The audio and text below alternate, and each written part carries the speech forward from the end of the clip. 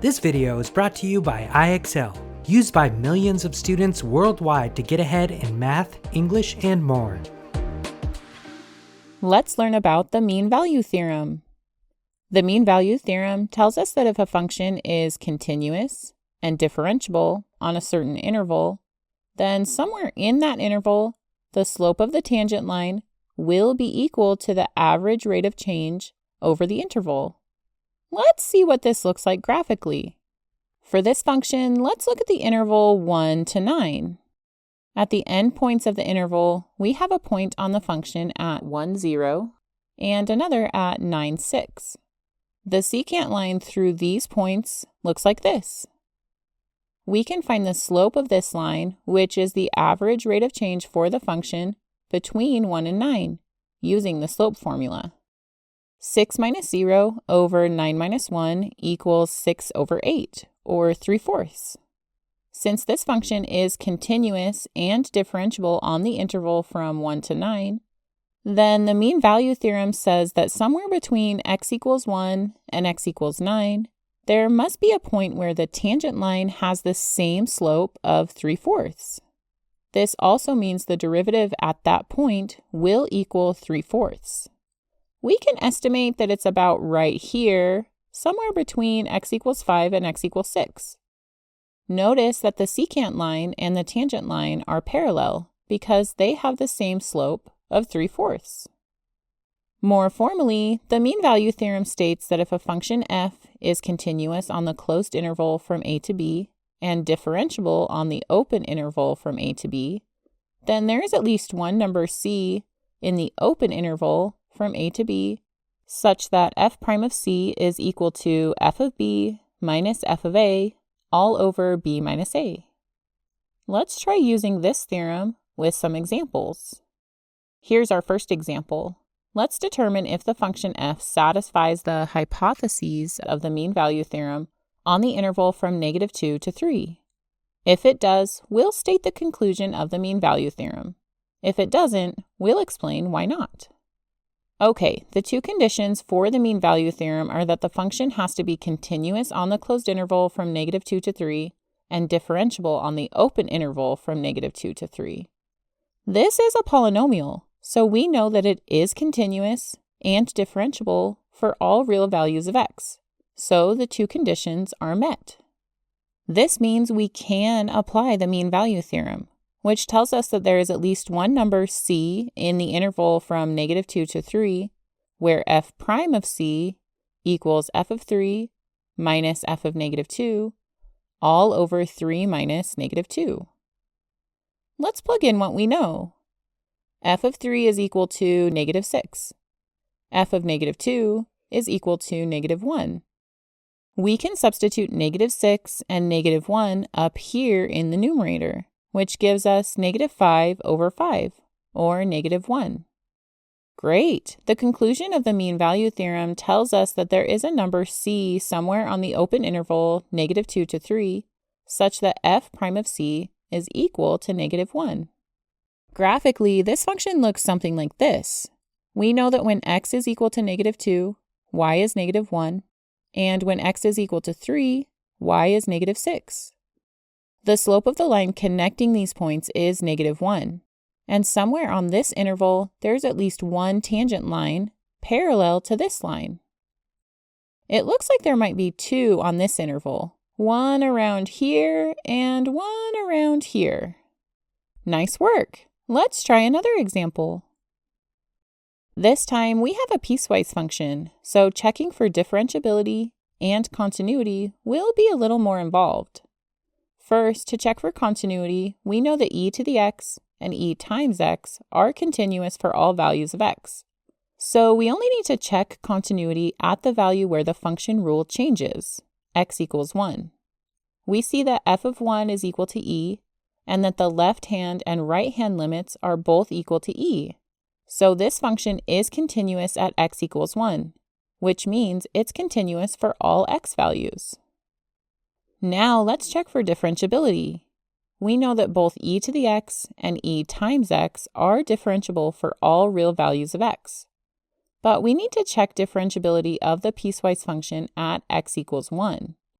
The derivative of this function is e to the x if x is less than 1, and just e if x is strictly greater than 1. Let's look at what's happening with the derivative when x equals 1. The left-hand limit of the derivative as x approaches 1 is e to the 1, which is e. The right-hand limit of the derivative is just e. As x approaches 1, the slope of the function is approaching e on both the right and on the left. So it seems like f of x is smooth as x approaches 1. In fact, as long as f is continuous and differentiable in an interval containing a, and the limit of f prime as x approaches a exists, then f is differentiable at a, and f prime of a is equal to the limit. Since we already showed our function is continuous and the limit of the derivative exists, we know our function is differentiable and the derivative at x equals 1 is e. You can also prove this function is differentiable using the limit definition of the derivative, where f prime of a is equal to the limit as h approaches 0 of f of a plus h minus f of a all over h. Let's substitute a equals 1, and then we can see that the limit as h approaches 0 from the left is equal to e, and the limit as h approaches 0 from the right is equal to e. So this piecewise function is differentiable for all values of x. Okay, now that we've met the two conditions of the mean value theorem, we know that there is at least one number c in the open interval from a to b where f prime of c is equal to f of b minus f of a over b minus a. Let's plug in 2 for b and 0 for a. Don't forget that when we plug in x equals 2, we use the function rule e times x, since 2 is greater than 1. And when we plug in x equals 0, we use e to the x, since 0 is less than 1. Now we can simplify to get 2e minus 1 all over 2. So by the mean value theorem, there is a number c between 0 and 2 such that f prime of c equals 2e minus 1 over 2. Great job here. Let's check out another example. In this example, we'll first determine if the function meets the conditions of the mean value theorem, and if it does, we'll actually find the value of c where the tangent line has the same slope as the average rate of change on the interval. First, we need to decide if the function is continuous and differentiable on the interval from -1 to 4. 3x minus 1 is continuous for all real numbers, so the absolute value of 3x minus 1 is also continuous for all real numbers. Okay, now let's determine differentiability. This is an absolute value function, so we know there's going to be a sharp turn when the argument of the absolute value goes from negative to positive. We can find where that happens by setting the argument of the absolute value equal to 0, which gives us x equals 1/3. So at x equals 1/3, the function changes from a slope of -3 to a slope of +3. This means the derivative is not defined at x equals 1/3 because the slope changes too quickly there. 1/3 is in the interval from -1 to 4. So this function is not differentiable on the given interval. The conditions of the mean value theorem are not met, so we are not guaranteed a c value. Let's take a look at one more. Okay, this example is asking the same question as the last one. We'll check if the conditions of the mean value theorem are met, and if they are, we'll find the value of c that satisfies the conclusion of the theorem. Natural log of x minus 1 is not continuous when the argument is negative or 0, but it is continuous for all values of x greater than 1. The interval we're given is from 2 to 4, so this function is continuous for the entire given interval. Next, the natural log of x minus 1 is differentiable for all values of x greater than 1, so this function is also differentiable on the open interval from 2 to 4.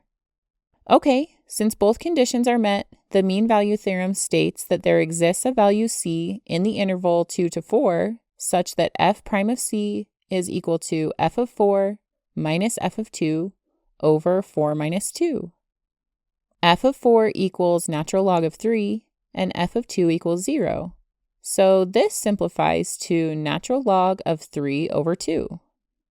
Now, to find the value of c, we'll take the derivative of natural log of x minus 1, which is 1 over x minus 1, and substitute x equals c. So 1 over c minus 1 is equal to natural log of 3 over 2. Solving, we get c equals 2 over natural log of 3 plus 1. Let's check that c is in our interval. Using a calculator, we find that c is approximately 2.8, which is indeed between 2 and 4. Great work on these examples. You're ready to practice using the mean value theorem. Head over to IXL.com for more practice on this skill and thousands more videos in math and language arts.